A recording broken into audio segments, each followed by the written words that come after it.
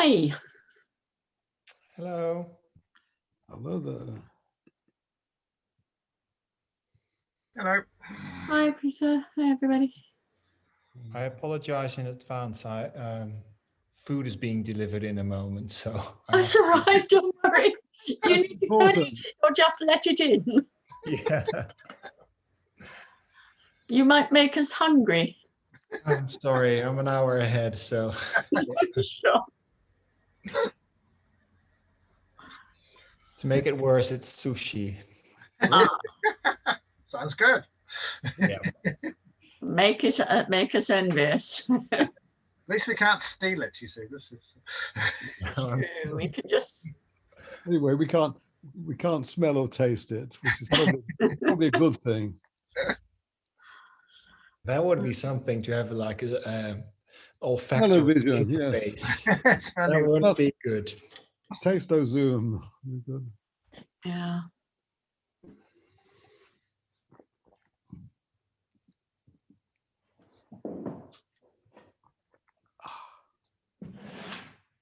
So you people have been working hard, I think. I mean, I'm sure you've been working hard anyway, but I mean on this. Well, I tried to do something, but Luke's been busy. still struggling with the scope, honestly. Yeah, it's probably a bit difficult to get right with this one.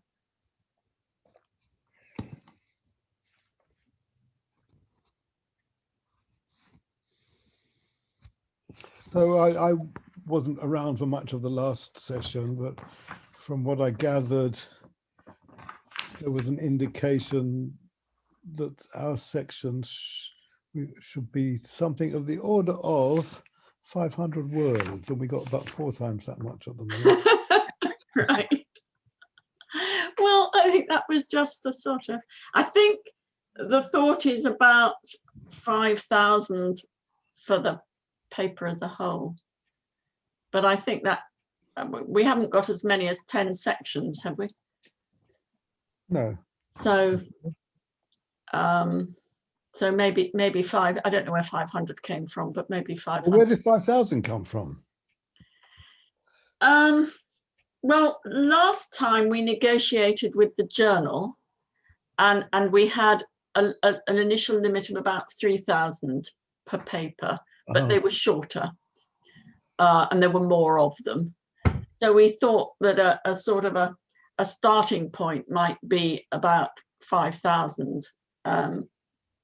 I think we'd like all the papers to be roughly comparable length, not, you know, one that's 3 times the size of everything else. So we might aim to try and keep them all about the same, and that I suppose could mean that something could be subdivided if it was getting much longer and it made sense to do it.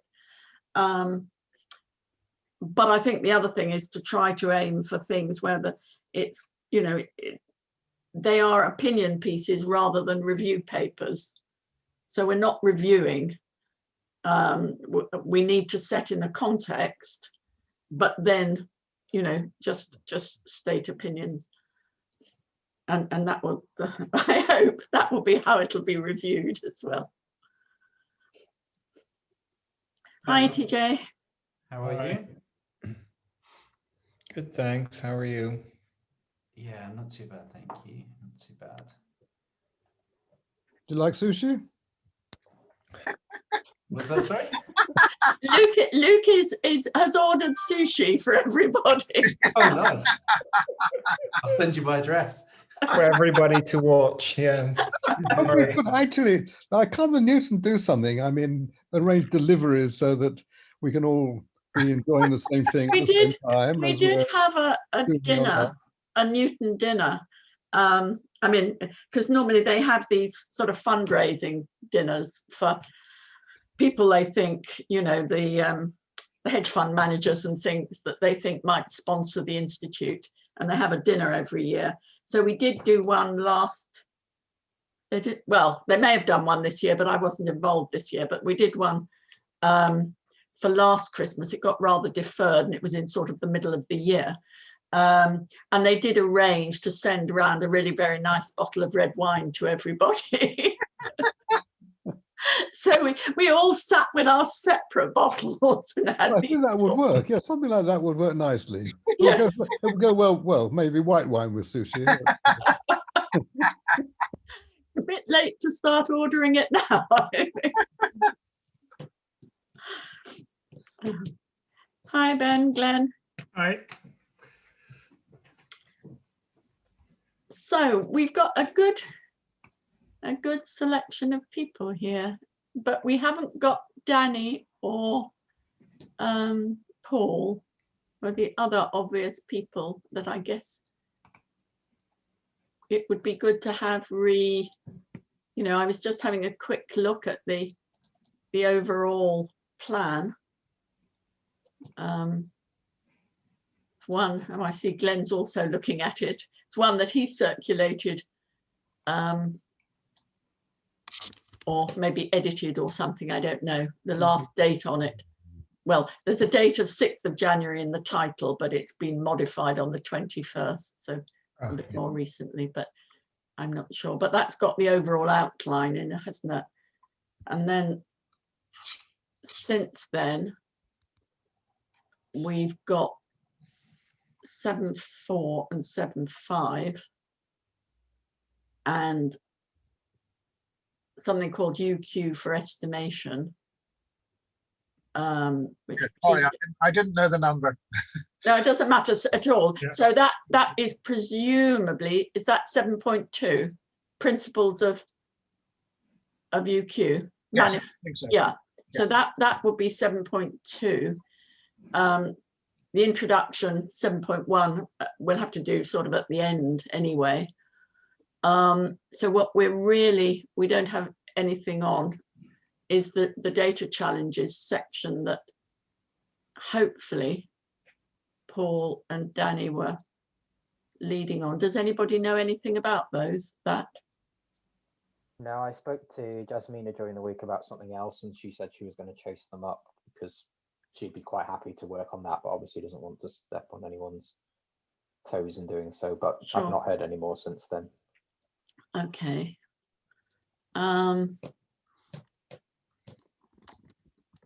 So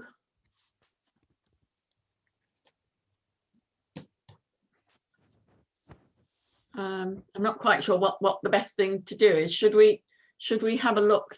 Should we sort of go through them and just, I mean, in order, Yeah. as well, and just see what's there and what else needs doing. So if we look at the one that starts that Peter put up, UQ for estimation,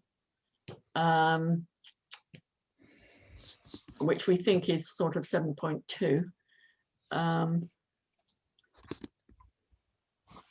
mean, the original document's got it's got sort of bullet points, hasn't it? What original document? Sorry, I mean the one that I was just, the outline. Yeah, I mean, the one I wrote, I just did a sort of brain dump. Yeah. What, starting from those bullet points or just a non-prompted? Sort of starting and just writing. I think it covers everything. Ian's looking at it. Ian Ronan is looking at it. Right. So I've sent it to him. So I don't see bullet points in either document under principles of uncertainty quantification. In the overview, there's only the heading. Yes. The bullet points in the one that's called Challenge 7 UQ estimation in EE 6th of January. I'm looking at a different one. Thank you. Yeah. Yeah, in that Oh, one. I'm the looking at first, that. There's no bullet points for point 2. No, it's just a section. I thought that. Well, Oh, wait a minute. We go this. Oh, sorry. We go further down. if you Sorry. go further down, go further down. after the first page, there's a bit more Yes. material to go in the variant. So there's a bit for the Oh. introduction when we get to write that, for example. Yes. And then for Peter's bit, there were 3 bullet points. So that's what I was asking, whether he'd started from them. No, I didn't. I should go back and check that we've covered that. Well, I expect you have. I mean, underlying framework, I think role at different stages. I've done the first one, probably not the role at different stages. I think that's an interesting point, and I should include that. And some sort of what work's needed. Yeah, I can extend it a little bit to do that. Okay, that would be great if there's more. Sorry, I mean, people make up. I can't find the document. Is it in the? It's in the Channel 7, the Chapter 7 estimation folder. Yes. Yes, in the Dropbox.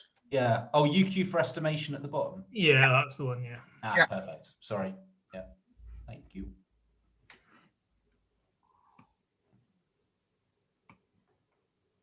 So Peter, do you want to just sort of run through it very quickly and I mean, because I don't know how much we've all read and caught up with this. So it's just a sort of overview of why you might use UQ, in that we use these surrogate models, which are really fast and they open up new ways of doing things. And then I talk about calibration, about the fact you need to include model discrepancy, the difference between the model and the real world. And I go through a tiny review of the two approaches that people have used, the Kennedy, O'Hagan, and the history matching, and explain how they could be used. I need to reference the papers, which I think are all by TJ, on actually using them in epidemiological examples. So it's a sort of overview of what UQ could do for epidemic modeling. Does it, we're looking for challenges. So can it be framed to pose some challenges? So I think the challenge here is actually using UQ with pandemic models, because they really hasn't. The two communities, say apart from one exception of a few papers by TJ, hasn't really engaged. And I think it's more engaging, and that will throw up new challenges.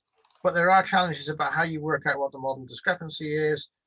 There are challenges, I think, on, well, the whole idea of model discrepancy is new to a lot of people who come from the idea of sort of estimating the mean of a normal distribution, where you don't put a discrepancy, you just say that's it. So I think that's an issue. I can't think of any big, well, the other big one is stochasticity, because most UQ has been done on deterministic models.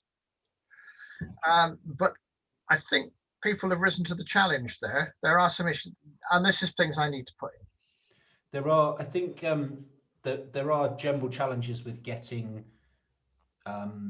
So I think the stochastic emulation thing is probably something which. So people have done stochastic emulation, but most of the time they're emulating means and variances. Yes. Which is fine.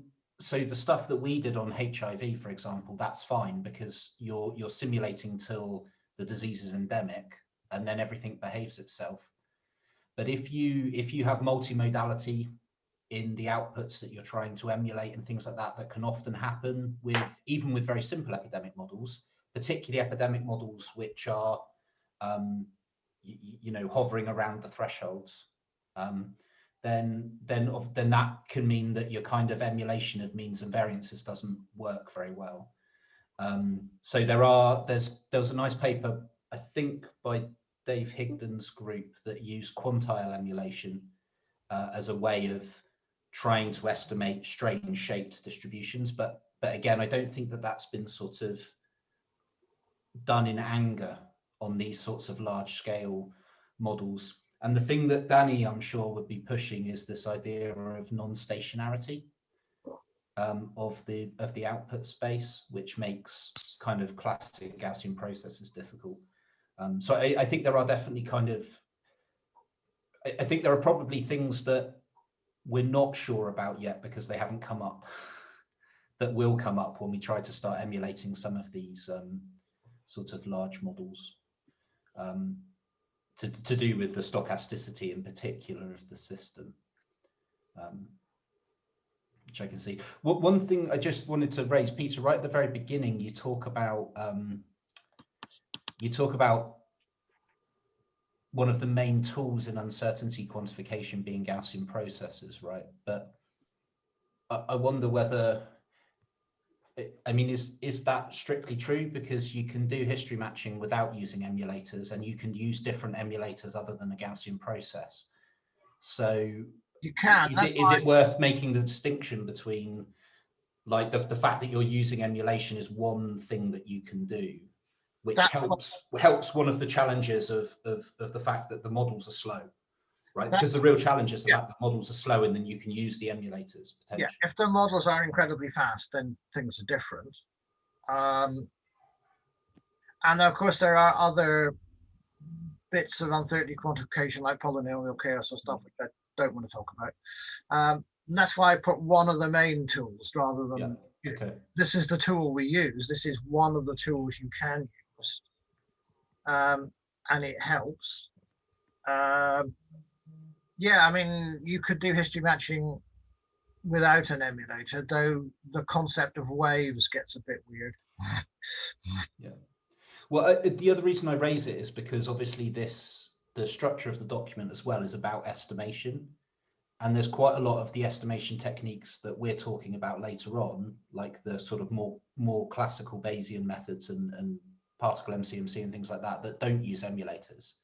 So I wonder whether a framing of it is that one of the main challenges is how you scale up these methods to deal with these very complicated scenarios that are very computationally heavy. And, you know, that induces challenges if you're using ABC or particle filtering or whatever thing, but one of then the potential ways that you can alleviate some of that is to use emulation, and then that leads in.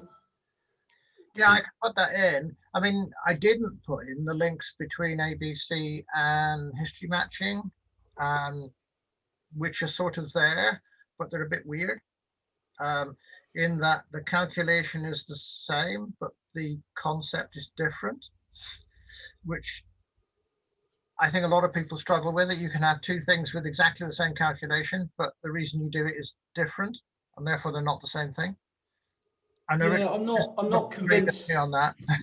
Yeah, I'm not convinced by that. I mean, ABC is different to history matching, but yeah, I mean, I totally agree with you. But Richard Wilkinson doesn't, and has a paper that says they're the same.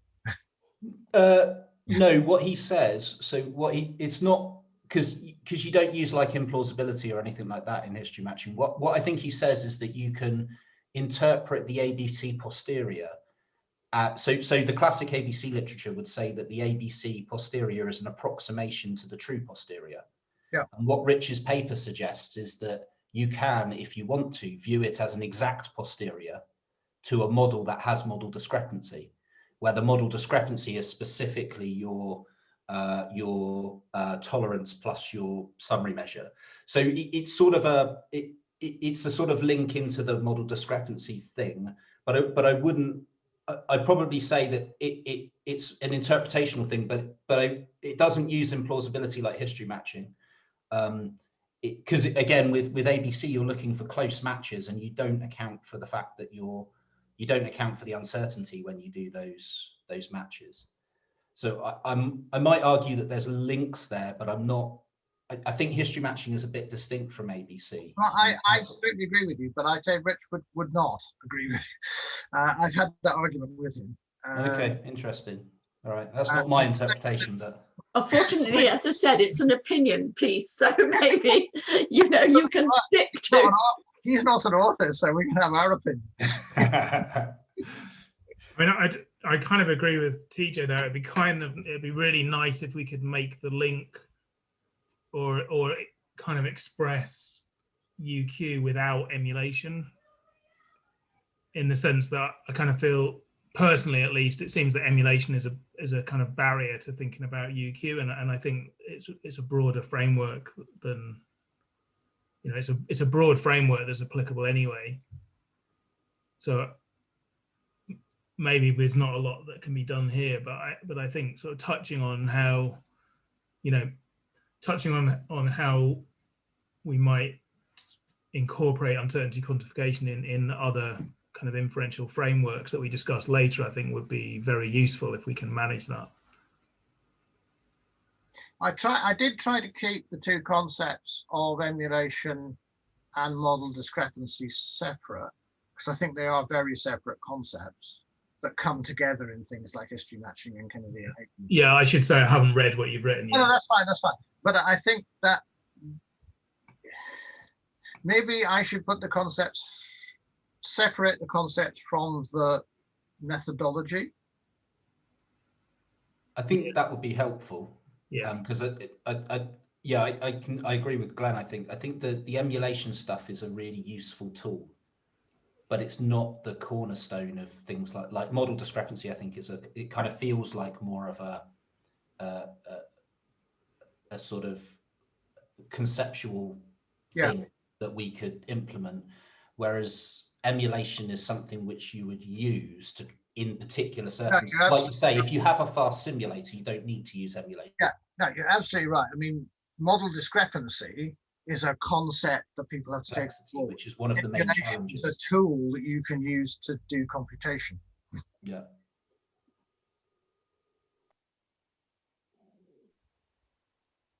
So,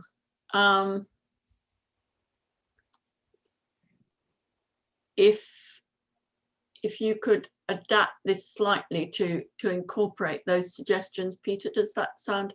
Yeah, no, that doesn't sound impossible. And especially, I think if you could, in describing them, sort of emphasize what the challenge is in applying these methods to an epidemic context. Because I mean, again, I've looked at this inordinately quickly while you were talking, so it's not a proper thing. But the impression is that it describes the background, but doesn't bring out the challenge so much. That's a very fair criticism. I think. So if we, and I will. If we could add that, I Yes. think that would help. Yeah. That would be. So one of the things, so when Peter was talking about model discrepancy, I just remembered something. So probably a couple of months ago now, David Spiegelhalter gave a nice talk, I think at London School of Hygiene. It was a remote talk, obviously, but it was the first time I'd really heard model discrepancy being used within the epidemic field, but he was showing predictions of all of the different models that were feeding into SPI-M at the time with uncertainty bounds, or predictions of what was going to happen. I can't remember the circumstance now, but he pointed out the fact that there wasn't a lot of overlap between those different predictions, and that was reflective of the fact that every model was slightly wrong in a different way, and each of them was probably overconfident.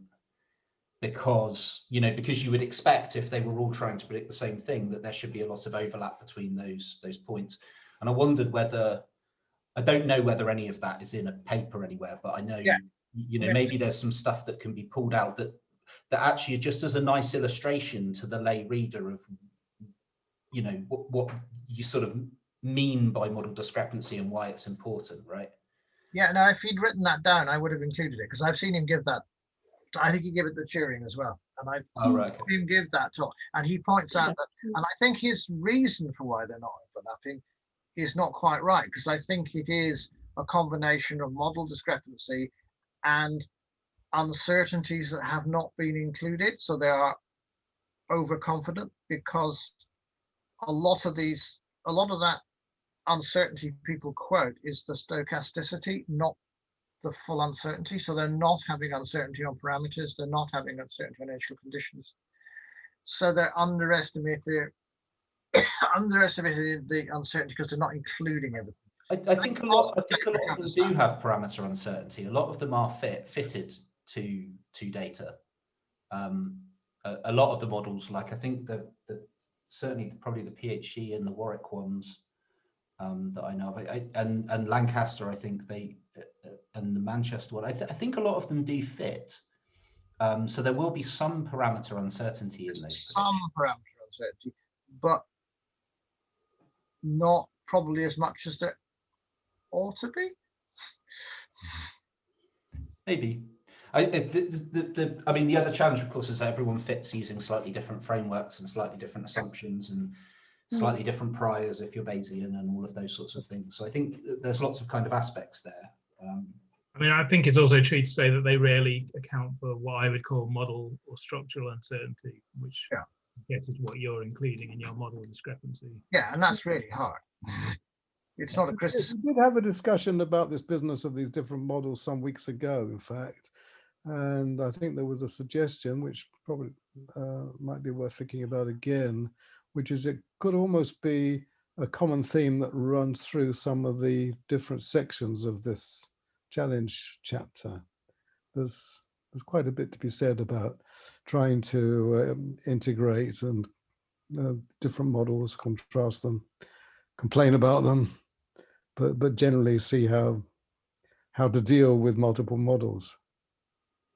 Yeah, it's definitely a conversation that's come up in a lot of different papers and chapters at the moment. So I definitely I think it's agree it's a nice example of that though as well, right? Because I mean, very much from the beginning, SPI-M have always taken a kind of approach which is looking at lots of models and trying to compare between them. And in a sense, that's one potential way of trying to deal with model discrepancy, is to have different models and try and combine them together. It's slightly different in the sense of what Peter's talking about, because you're talking about amending a model to include model discrepancy. But I guess you could probably think about having multiple models as one way of trying to alleviate that in some sense, because you're combining different assumptions together. Yeah, it does. It does alleviate to some extent, but you could still have a cloud of models. But here's reality, and the cloud of models are all sitting here because they're all making the same assumptions. Yeah. There's a little bit in the sort of notes for the introduction on the second page of that challenge 7 UQ estimation EE document, and in particular there's a link to something which looks as if it might be David Spiegelhalter's London School talk. Yes, I think we'll soon check that. But this is obviously something that could be an important part of the introduction to make these sorts of points, and then they could be picked up on the way through. That's good. I wonder whether, because obviously if David hasn't published any of that stuff, but I wonder whether I don't know whether some of Ronnie Bowman's stuff is available online that could be used, because I mean, that's effectively what she's doing, right? Is trying to combine them. So these. It is, but if you read her paper, the archive paper, she gives up on the second order because she can't get any consistency. But that's a challenge, right? Well, that's a challenge. I must admit that is a challenge to point that the second order properties are so poorly defined. So I mean, that actually might be a really nice link into this, right? Is that, if you establish, if we think that model discrepancy is important, then how do we deal with it, and how do we do so in a consistent way, and all of the rest of those sorts of things. Can I just say at this point, I've been looking through this recording of that Spiegelhalter seminar, and yeah, that's the graph is there at about 29 minutes into it, if anybody wants to check it out. We could always ask him for his source and have something we could quote. Yeah.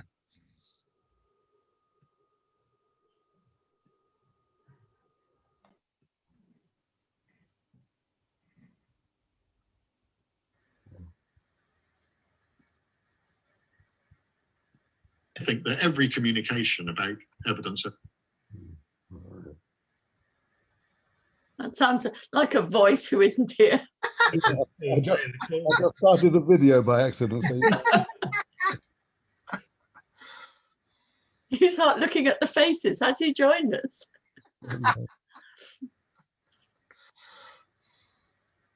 Okay.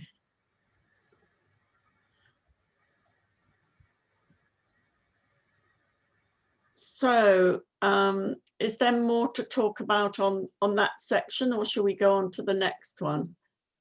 Well, the next one is absent, because that's the one that we're hoping that Danny and et al. Are going to produce. So I guess the next one would be the estimation one, which I haven't got up at the moment, but you probably have. Hi everyone, very late to the party. Oh, Jasmina, you've come at a good moment though, because you might know what we've been doing is just running through the latest documents that people have been working on.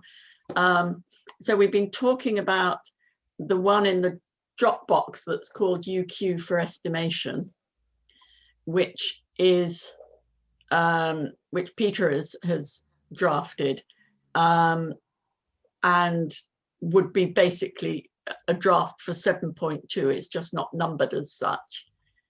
And we were about to, if anybody had been here from the group that were doing the 7.3, which I forget what it was called quite, but it's data challenges, isn't it? Yeah, I think that was my group, no? Yes, so exactly. So you turned up at just the right point, because we hadn't got any of you here. So Well, do you know what's happening? yeah, unfortunately, nothing. And I have tried my very best by pestering both Daniela and Paul on different issues. I need to speak to them on different issues, but they just haven't responded on anything. And I was hoping at least Joshua and I would draft something. So I put some words on paper, but I didn't put them on the folder, because I didn't want to say to them, oh, here is my thoughts. What do you think? Because they are supposed to lead on it. And so I think, I wonder, maybe we need to get, I don't know, maybe Valerie and Dennis to just send an email and ask, and maybe suggest that Joshua, I mean, somebody from that group, and I'm saying Joshua because he was there last week and he seemed keen to draft, and I can contribute to it, but I don't want to overstep my mark, if that's the right way to put it. I understood.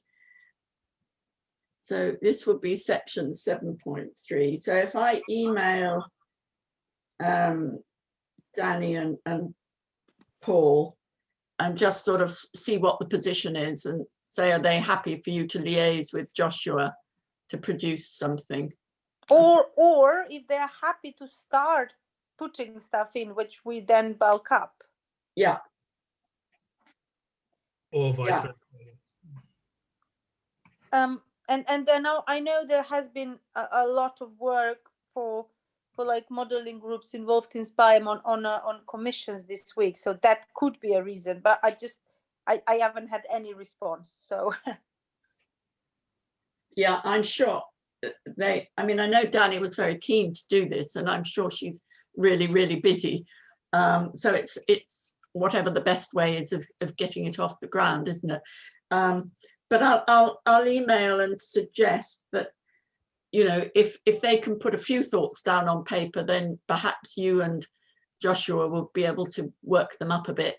Or conversely, you could produce something which they could then try and add to, if either route was easier for them. Yeah. So shall I do that and then just keep people posted as to how? I think that would be great, because yeah, I kind of exhausted my reaching hand, if that's the right way. Okay, thank you very much for trying, Jasmine. That's all right. But I will stay on and listen to. So does this mean that 7.1 and 7.2 are fully done? No, 7.1 is the introduction, and we just have a few bullet points for that. We were discussing briefly about some points that might go in there, but 7.2, there's a draft that Peter has just done, and we've been talking about that and some changes to that, some extra points to go in partly, and trying to bring out in it the challenge, the actual challenges in the context of, you know, applying UQ methods to epidemics and so on. So I think Peter has nobly agreed to revise a bit to take account of what we've just been talking about. And so at that point, we came on to 7.3, and there was nobody here. And then remarkably, you just popped up just as we needed you most. Well, just to tell you that we haven't done anything really. Well, it's good to you know, to touch base anyway, because now we've got a way forward, although I may have no more success than you in getting a response if they're sufficiently busy, but maybe one of them can. So I think what we were doing was just trying to run through all the sections and see where we'd got to. So the next one would be 7.4, which is the estimation one, which I'm not, which is, wait a minute, sorry, I'm trying to juggle lots of different bits of windows here. So that's Ben and TJ. I don't know which of you wants to take us through that one. There's a document there that's got today's date on it anyway. Yeah, I did a little bit of editing today on it. Oh, okay. So it's, yeah, right. Well, yes. Oh, I see. Because yes, right. So where has this one got to? So I started off by taking the bullet points that were in the original document and just writing my kind of take on those underneath, and then TJ has added his sections in more detail at the top. I don't know whether you kind of incorporated my stuff into there as well, or was it in addition, TJ?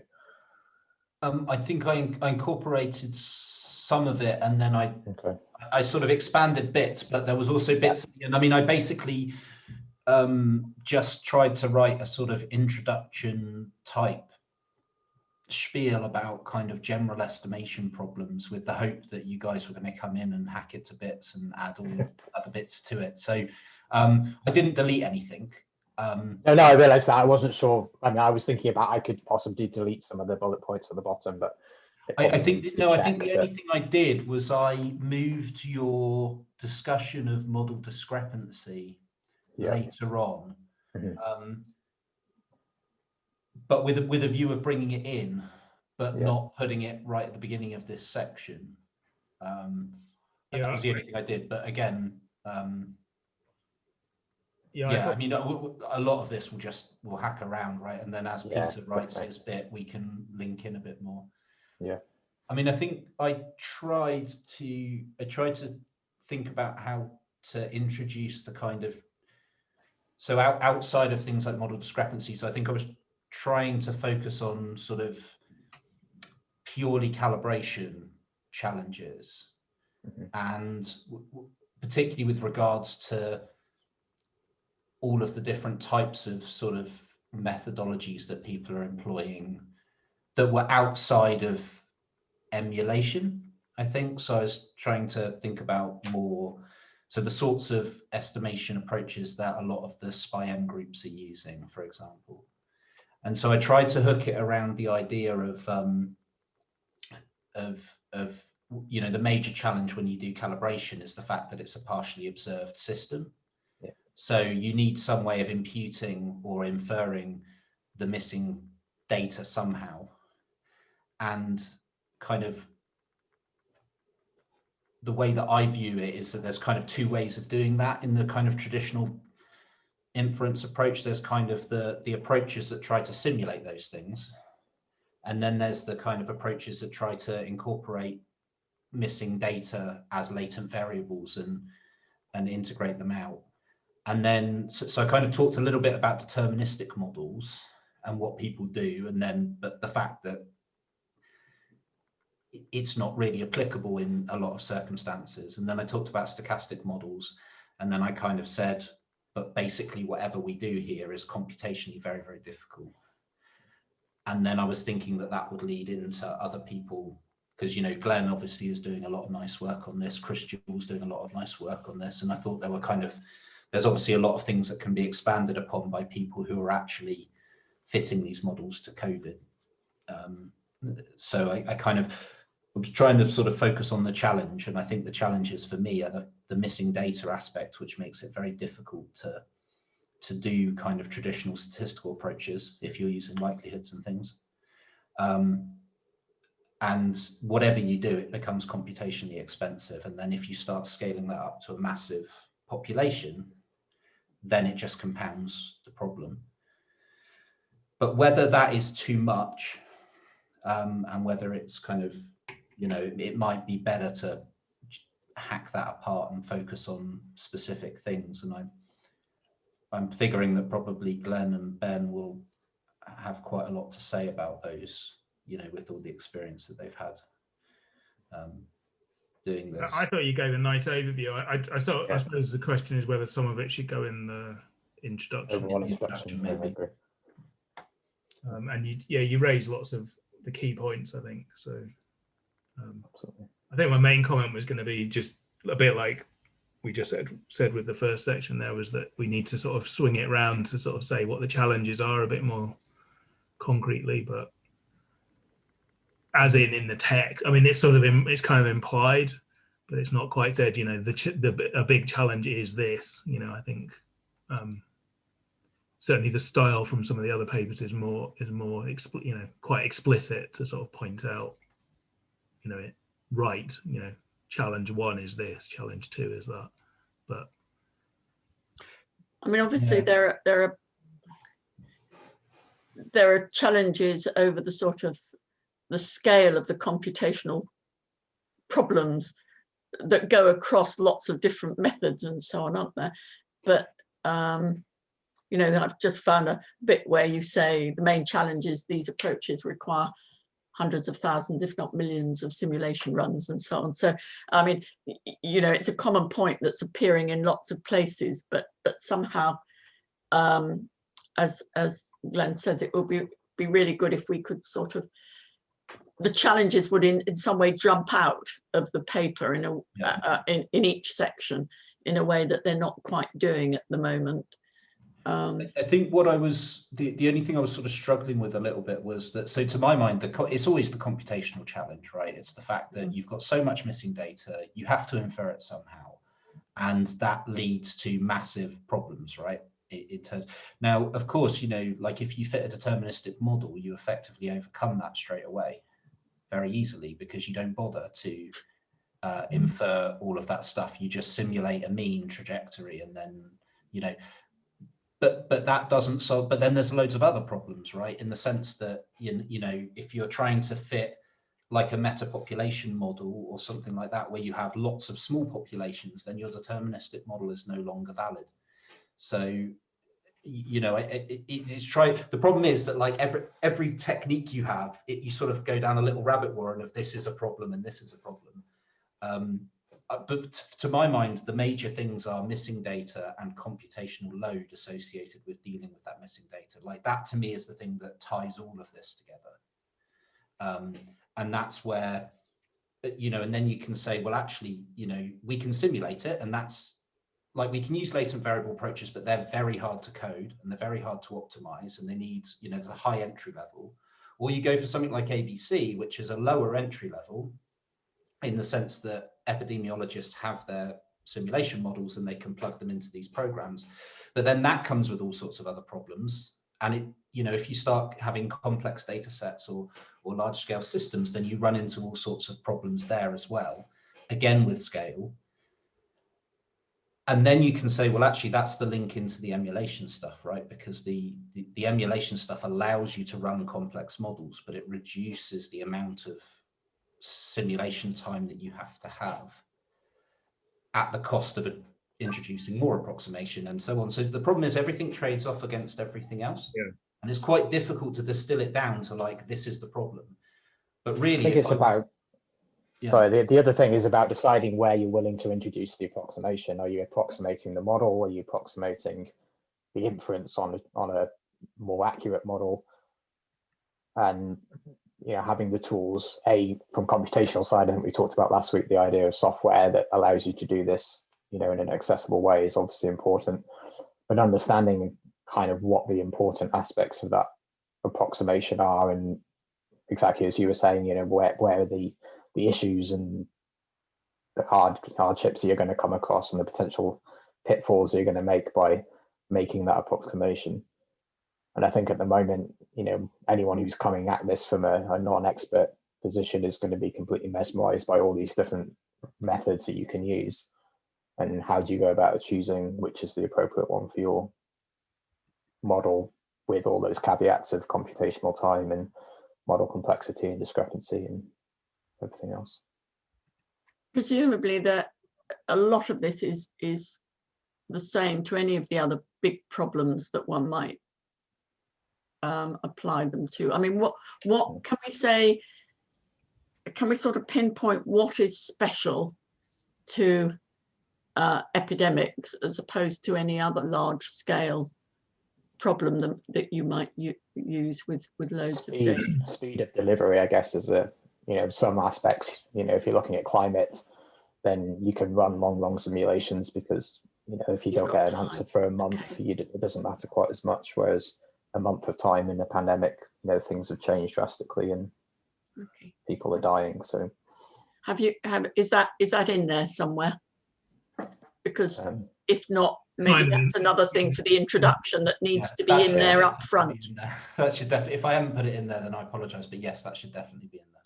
Well, it may well be there. As I say, I haven't read all this, but I can't remember, to be honest, whether but yeah, I mean, and that's something which Danny, I think, will push a lot as well in her stuff, because again, it links into the computational challenge, but the point is that it's a computational challenge that has to be solved quickly, and that will often require a lot of approximation or very sophisticated code base. But we're thinking about future pandemics and preparedness and all that. So to what extent can some of this be done in advance, if any? I mean, you were talking about having, I can't remember how you described it, but basically having things set up, some sort of toolbox ready set up that could be used.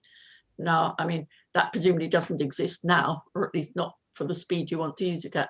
But are these sort of things that are challenges that people might try to address in the next few years?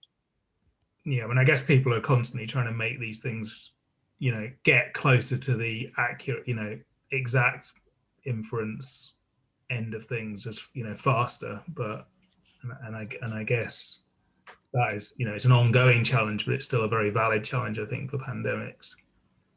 I mean, I think there are some things. So I know Chris Jewell he had a grant to try and develop some general purpose software for doing data augmentation type methods for epidemic models, which uses TensorFlow and various other bits and pieces.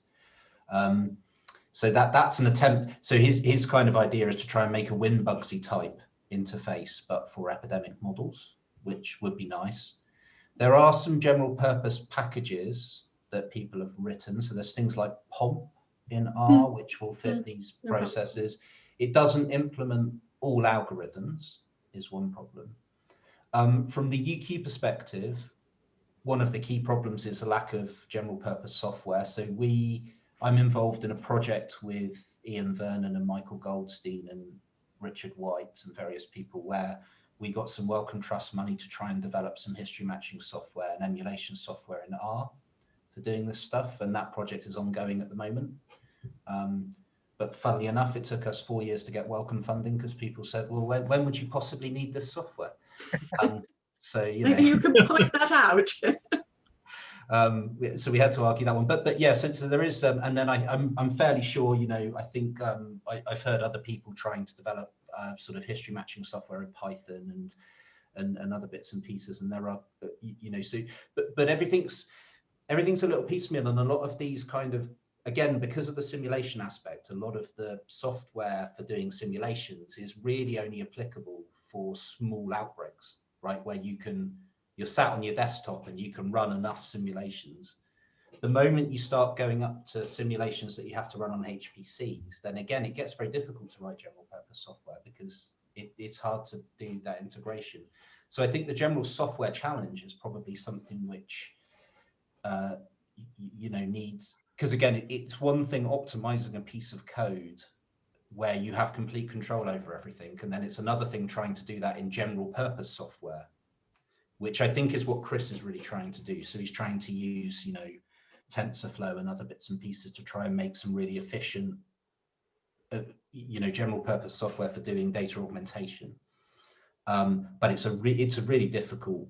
Yeah, I mean, we're also working on some not using TensorFlow, but we are working on sort of generic tools that use the tricks that we know about at least. But again, it's not super generic. I mean, the models are generic, the inference methods are kind of specific. But I agree with what you say about the HPC side of things. That's an extra challenge, which makes it more difficult. And also, I mean, our experience during COVID was that we thought that the simulation methods would be a good approach because they're relatively simple to code up. But what we found was that they scale terribly with sort of data size. Not so much the problem size, but it's just the amount of data points you're trying to fit to. It just doesn't really work particularly well. So, I mean, I'd like to say that somewhere in here, but I'm also slightly nervous about saying it because I'm not an expert in those type of methods, but that was certainly our experience. I mean, we sort of touched upon that. We wrote a stat science paper a couple of years ago that did a comparison of ABC with history matching. And one of the things that we pointed out in that paper is that ABC is becoming popular because people were saying, well, this is the sort of thing that you can use for these complicated diseases. But when you get into high dimensional parameter spaces and output spaces, then ABC just grinds to a, if you're having to search a high dimensional space and you can only find a little bit of the space that fits, then ABC typically won't find it because you simply cannot run enough particles. And I guess the same thing is probably true with particle MCMC and all of those sorts of things. They actually don't scale very well. And so again, you want to use them because your other methods don't scale well, but they also don't scale well. So again, scale is a problem, right? Scale becomes very difficult. If anything, we found that data augmentation scales are better than the particle methods. Yeah, so data augmentation allows you to have more fine-grained control over where those missing parts are, but then it's much, much more difficult to implement that in practice, right? Yeah. Yeah. I wanted to ask, did you both find difference in sort of, I found a difference in using a collated or a great sort of collated data set rather than a stratified one, because then you are slicing the parameter space even further and looking for things. So if you simply said calibrating by ages when you have small numbers, say in children, versus if you calibrate cases for everybody altogether, I found I had issues there depending on what you use for the calibration method. Did you see that? Are you talking about ABC here specifically? Well, ABC, yeah. Well, yeah, I mean, I did some work on this, and it really depends on what you use as a summary statistic, and that's kind of one of the issues with ABC in general, is kind of coming up with sensible summary statistics for the particular. So what would you say is a better alternative to that in that situation? So I use the timing of the peak of the epidemic and the amplitude of the peak of the epidemic, and that seemed to be one of the best ways of constraining the parameters. But yeah, that's quite a I specific. use similar. But yeah, if you look, for example, daily deaths, you can't find the fit. It really doesn't work. It's too noisier an outcome, right? Yeah. So I think you just touched on another main challenge, right, with these is this: when you're fitting stochastic models, you get massive amounts of stochasticity in some of these systems, and also you can have very, even a simple SIR model with an R0 hovering around 1 will end up giving you completely bimodal distributions in terms of things like final epidemic size and those sorts of things, and whatever, if you have a system where your good model run, there's a very low probability of getting anywhere near to it, even if it's the right model, then your simulation algorithm is just going to be horrible, right? And you're going to miss it because you just can't run enough simulations. So this is a really important point, TJ. I think you should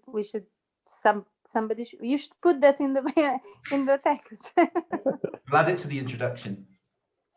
But I think it is. And I try to make an argument and about R0 around R being 1. We really don't know much when R is around 1, and nobody really specifies this as a challenge. It's 0.5, 0.6, I get it. 0.9, really? I think that might chime quite nicely with the challenges that we were talking about with Peter's section, right? So those sorts of weird shaped distributions, like if you're using an emulator, those types of output distributions are difficult to emulate because or rather they have to use more sophisticated emulation techniques. So the kind of classic stochastic emulator would try to emulate the mean and the variance of a bunch of runs of your model. But if you've got a bimodal distribution, that's not well captured by a mean and a variance. And so maybe actually the dynamics of my feeling is that the dynamics of the models will affect the simulation-based approaches far more than they will affect the latent variable approaches. So this is coming back to what Glenn was talking about earlier. So if you have a lot of data and you're conditioning your missing values on the data, then that controls, because you can't get weird epidemics because they don't look like the data. But if you just if you're just simulating from your model, you can get a massive range of outcomes of which only a small proportion of them look like your data. So again, it's trying to come back to Valerie's point earlier about the challenges. The problem is the challenges change depending on what inference mechanism you choose to use, different issues that crop up.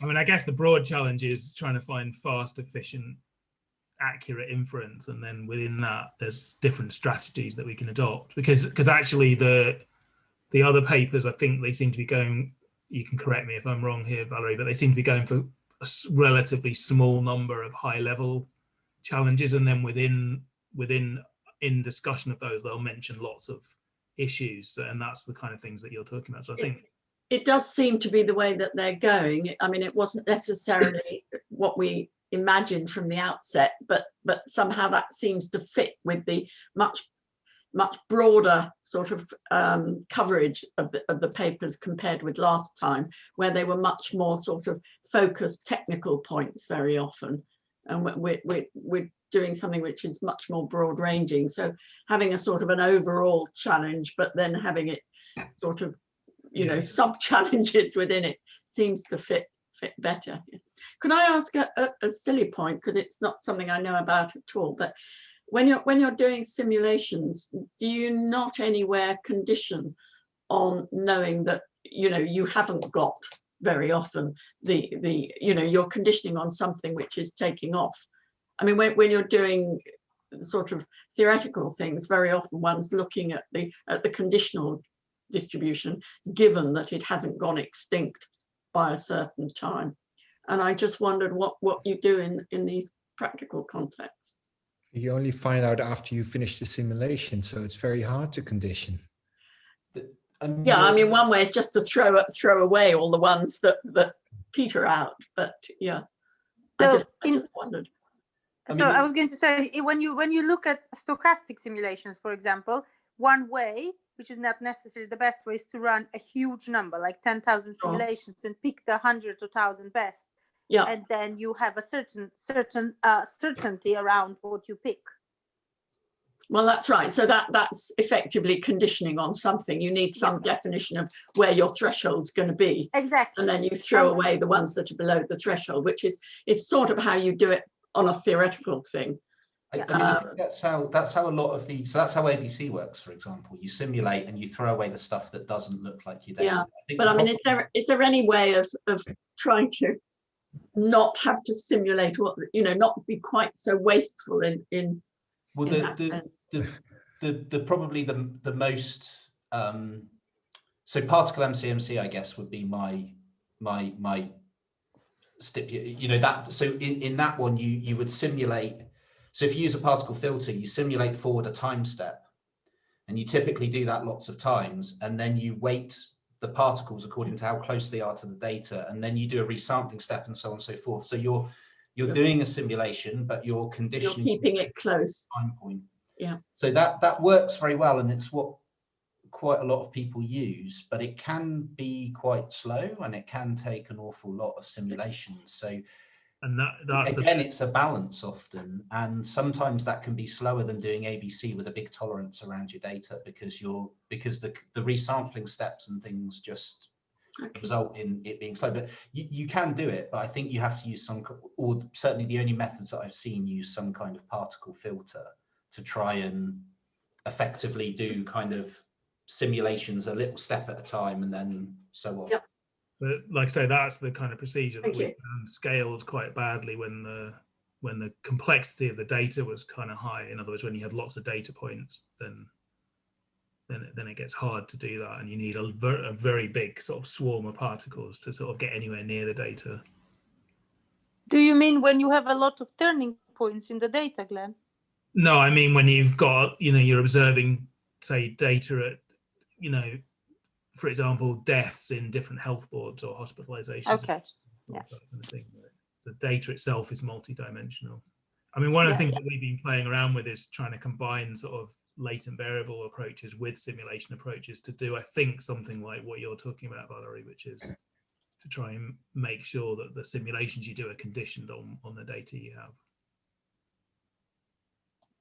Coming back to your other point, Glenn, so I think that's a good example of where, so when we talk about high dimensional data, so typically any type of simulation algorithm that I've seen will match to, so a particle filter might match to a time series or something like that, or ABC might match to summary statistics. Emulation approaches match to summary statistics of the data. But if you have, I mean, I don't know, let's take, Chris Jules' foot and mouth model, right, where he wants to match to every single herd in the country, then that's something for which the simulation approach, you'd never do a simulation and expect it to hit all of those data points, right? It would be inconceivable. Whereas if you really want to match to very sophisticated, complex, large numbers of data, the way to do it is the latent variable approaches, because you are essentially then conditioning on the data when you do your updates of the missing data.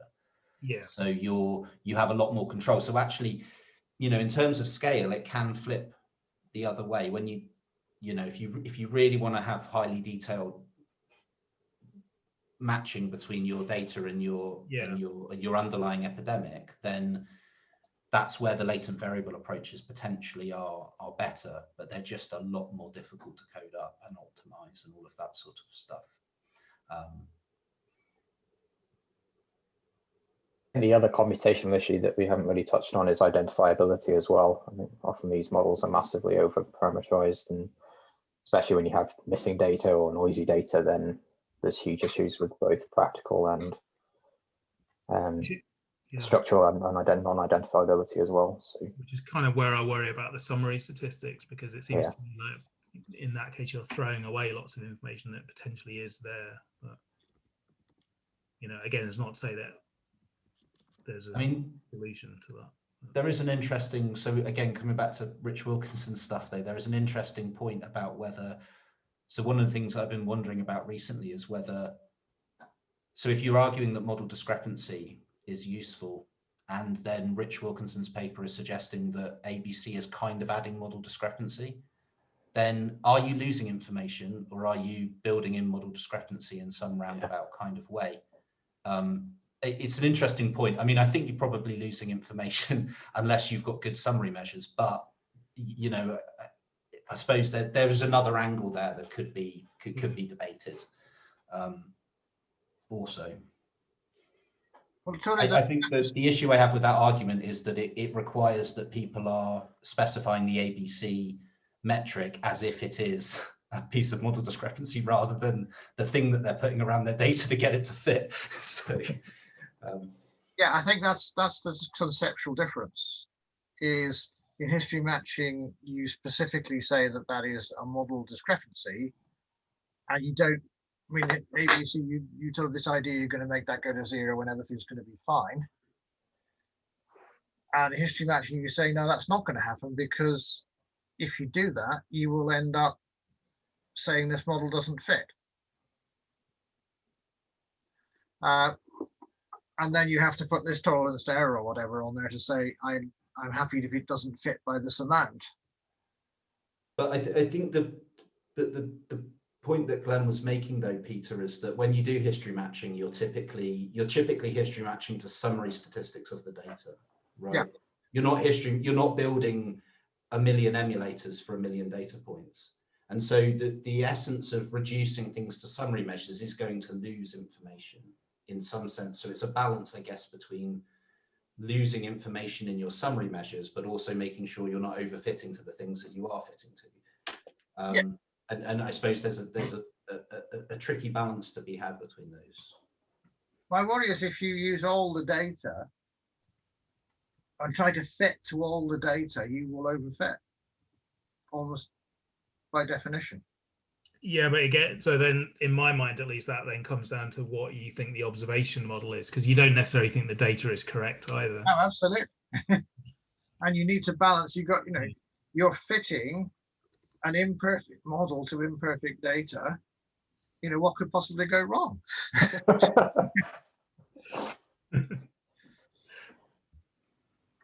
I think that's a really important point, though, because it's like when we did the ABC work, a lot of the criticisms from reviewers were to do with, and they're perfectly valid criticisms, are to do with, you don't have sufficient statistics.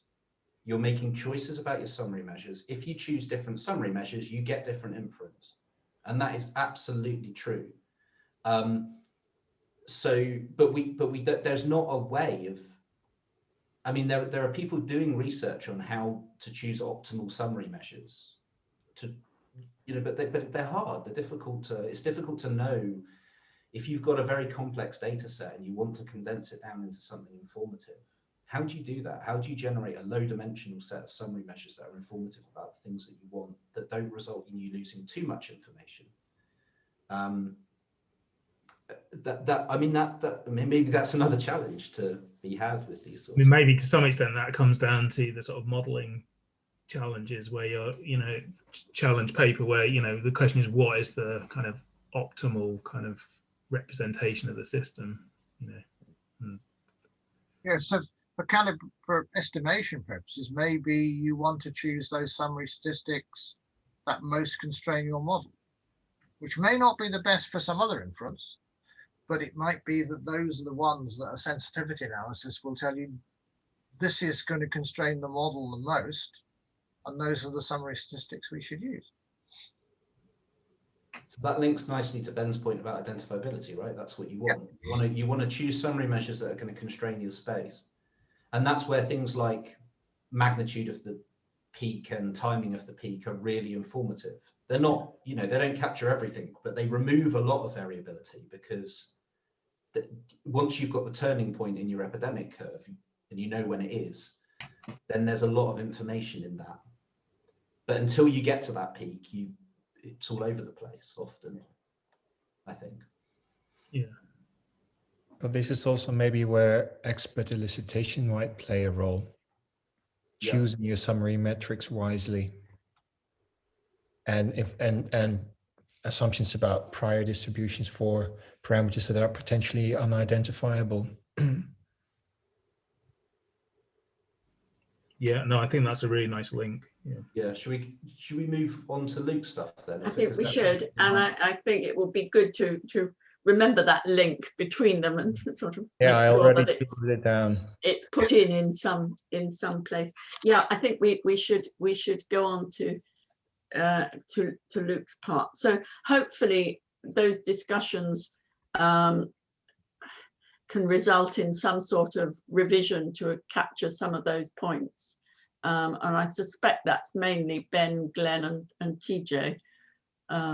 Is it, so just very quickly, is it worth moving some of the stuff that we talked about maybe to the introduction then? It might well be. I think that there's some general points there to be made about scalability and computational complexity. Maybe that's what we lead on. I think that would be to everything else. Be really good if you made those suggestions and changes, and then we can see how it all fits together. But I think having those general points out front will make it easier to structure the sections, won't it, in terms of bringing out what the actual challenge is from some of the background context. We can get rid of some of the broad context at the beginning.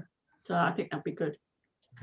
Okay, okay, Luke, I think it's over to you. Now, I know you and Phil have discussed this since last time, so, or at least I think you have. Mm-hmm. So tell us where you're at now, please. Yeah, sure. Of course. So the document that I've been working in is still the same as last week, 7.5, with the date 28th of January, with the Phil's and mine initials at the end. Yep. I just added to the end mostly because after last week's discussion, I realized I don't really, or did not have the scope really clear, and I haven't achieved or reached a level of depth or clarity as TJ and Glenn's part.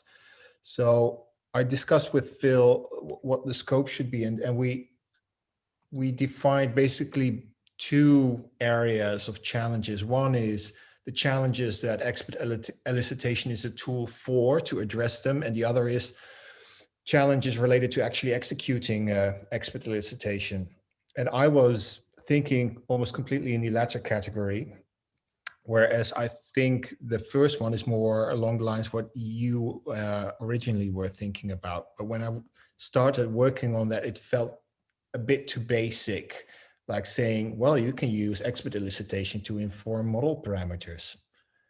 Okay. So I'm still struggling with balancing this and defining a scope. So where I am now on, oh, there are no page numbers here. Let's see, what page is that? Just below the table, that's somewhere halfway the document, I started a new kind of section with a list of bullet points. First, describing the challenges related to, or the challenges that expert elicitation might be able to help address, which in the context of a new emerging infectious disease, assuming there's little data. So these are quite basic concepts, and I added a few concepts to the list based on the discussion we just had. So the first is uncertainty about model structure and parameter quantification. So this relates to natural history of disease, transmission routes, demographic variation, and what we just discussed, unidentifiability of parameters. Then the second bullet I also just added is case definitions. So what is it actually that our model is supposed to be predicting and conceptualizing, and what calibration targets or data summary metrics of data do we use to say whether the model is good enough or not. Then third is when you actually have quantified your model, you still need, I think, expert input to make predictions that are relevant for practice, because you can run all sorts of scenarios for interventions, but you still need to tell the model what those interventions do and what the expected population response is to those interventions. And as we have learned during this epidemic or pandemic, populations do not respond as we expect or want. And that last point, yeah, so and then once you have those predictions, policymakers need to make decisions, and based on model predictions and other expert knowledge, I would imagine. So not just related to the estimation part, but also related to societal impact, economic factors, ethical stuff. But that may be a little bit outside the scope of this particular paper. So I'm not sure whether we should include that point. Shall we open up the discussion to go over this part of the challenges first, or? Whichever you.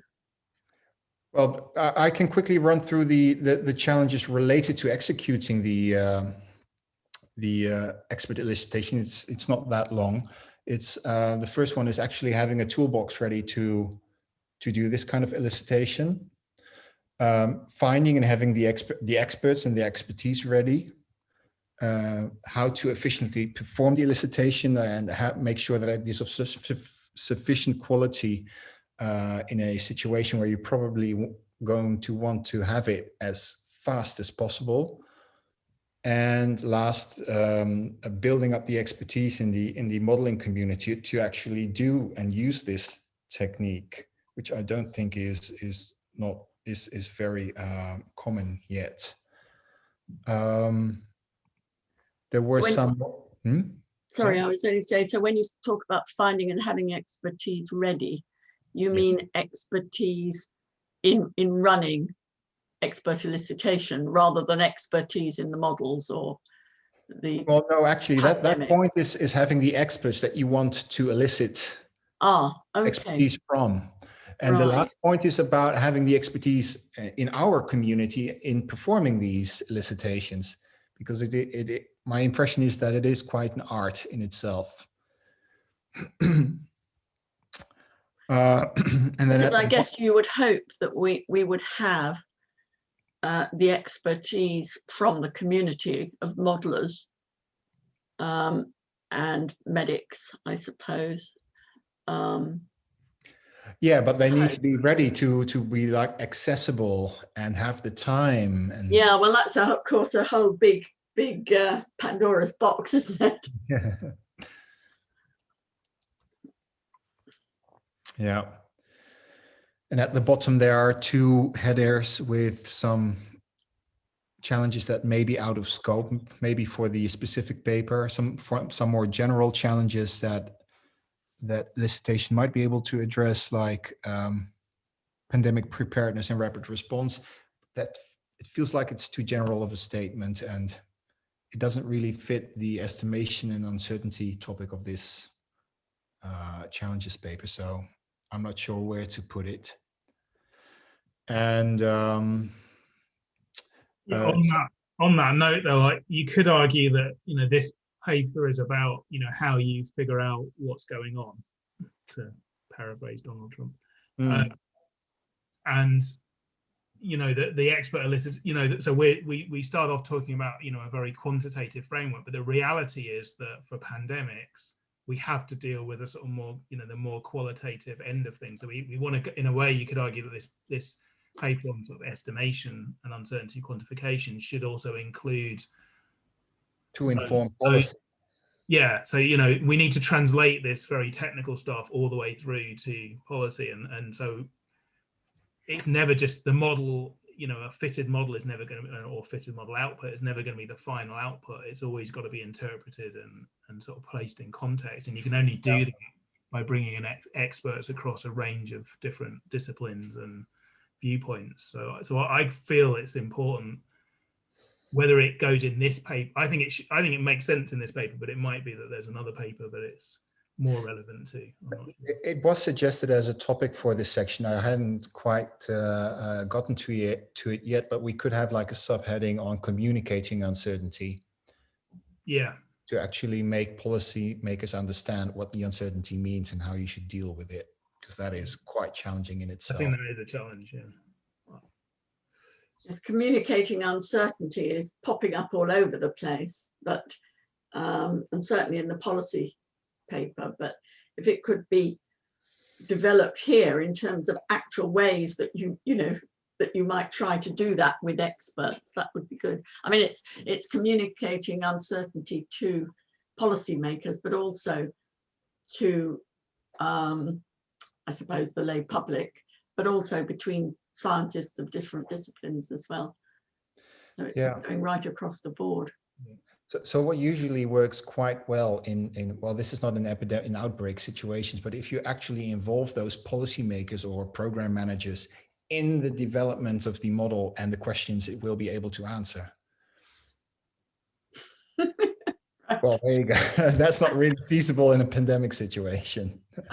Not the other way around, is it not that policy, I mean, my understanding from talking to people who is usually that, you know, something like SPI-M will say, this is the question we want vaccination answered this week, or we want to understand what the impact's going to be on care homes, or, you know, that like policy set the question rather than feed into the model. And then everybody has to react to what they need. I mean, is that kind of, I got the feeling that was the way it worked, rather than than sort of getting them actively involved in the development of the model. And in a way, I wondered whether there's a case to be had that policymakers shouldn't be involved in the development of the models, because they're supposed to be able to make an independent assumption based on all of the stuff that is put in front of them. You're probably right. I think I meant policy implementers here. I work in a very different field normally, in neglected tropical diseases, which are like very slow and calm diseases that have been around for millennia. And we have these control programs that are running for years on end, decades on end. And the models that we develop for those diseases, we typically try to actively involve the program managers because they know what is happening on the ground and what heterogeneities are important to, or we can elicit that information from them, what heterogeneities are important to capture in these models to effectively address their questions. It has been said in, I can't remember which discussions, but some of these discussions, people have made the point that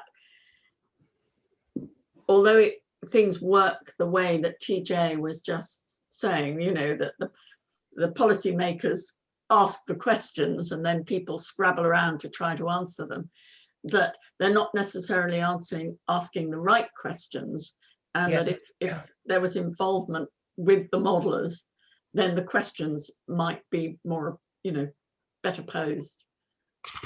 So yeah. I mean, I'm not involved, but presumably there has been a bit over the course of the last year. There has been a bit of a understanding developed between the modelers and the people asking the questions. He said, hopefully. one would like to think so. I've no idea. I'll add it to the list of that first list. I really like it. Then we have formulating the right research question, formulating the model, quantifying the model, predicting forward, and then making decisions based on those predictions. Yeah. And you can have expert input on all of those.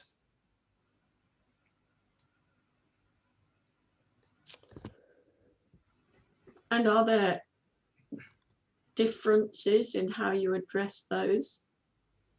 I mean, does the method change in any way depending on the application or the question? That is a challenge in the execution of the elicitation, I reckon. I don't know enough about elicitation methods themselves to have an opinion about it, but there are different methods and they probably work better for some situations than for other. So, but Phil mentioned that might be the topic of the more detailed companion paper. all right, okay. But you might still want to mention it here with a reference, presumably. Yeah, yeah.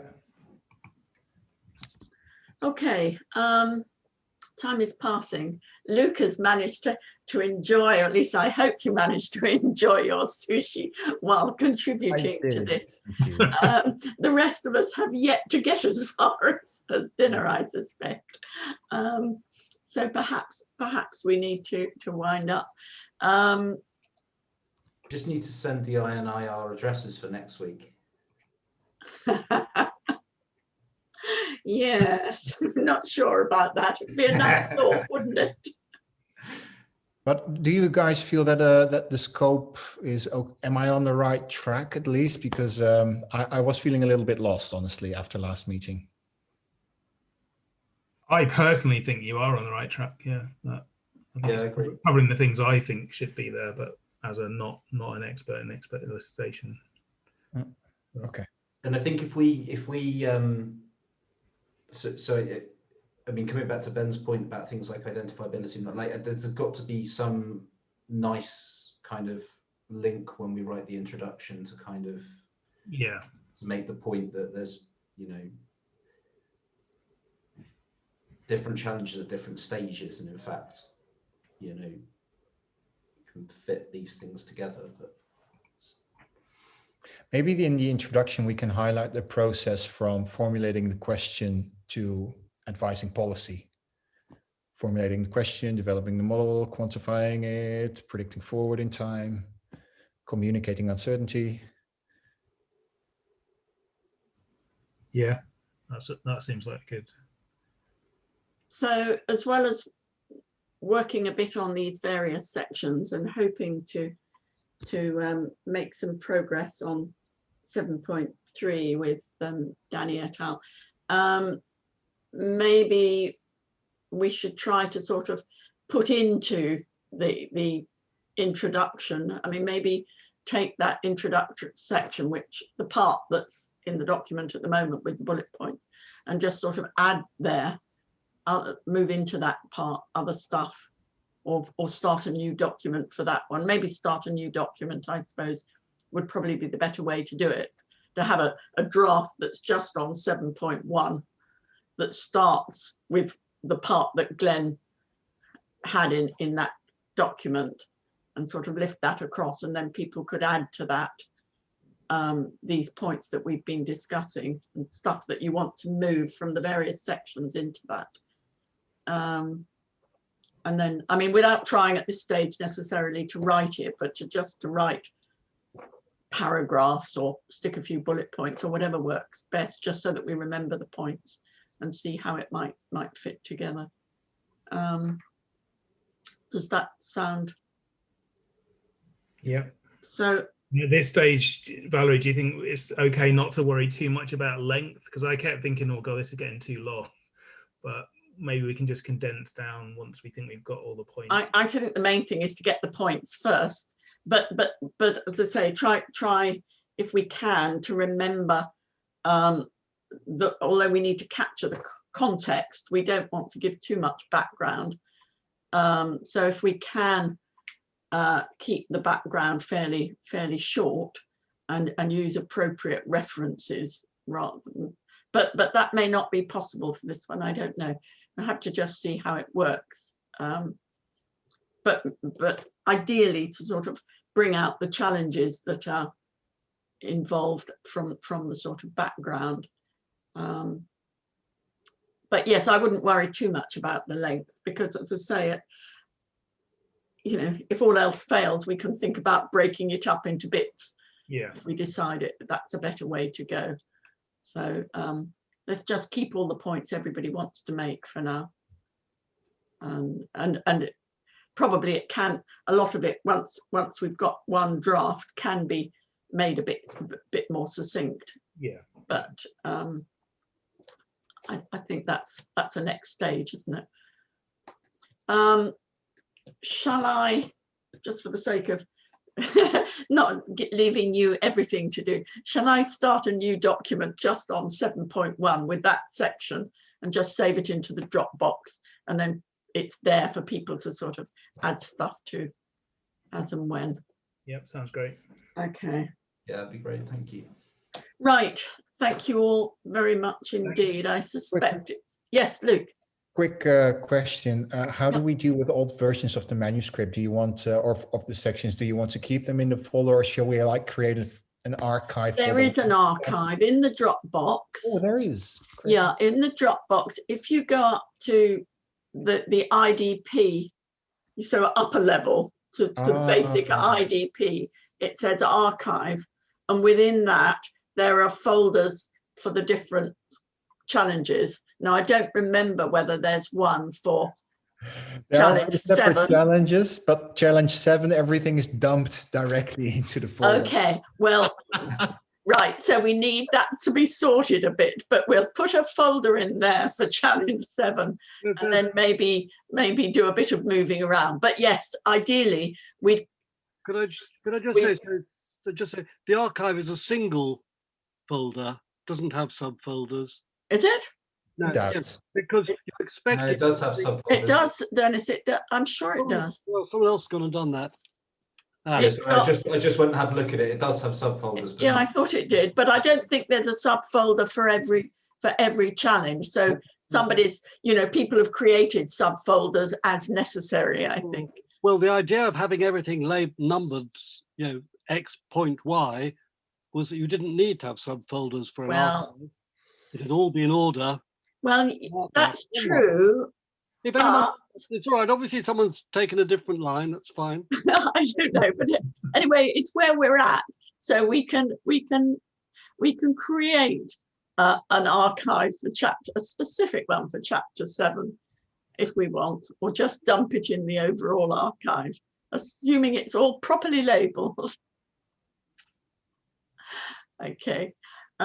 Anyway, yes, I think the main aim is not to lose stuff, but to try in the folder that we're actually working on, just to have the latest version of each section, so that we don't spend ages reading the wrong ones, which is all too easy.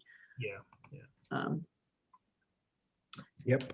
Right, that's absolutely great. Thank you all very much. No worries. See you next week, I guess. Yeah. Okay. Thanks everyone. Bye. Bye. Bye.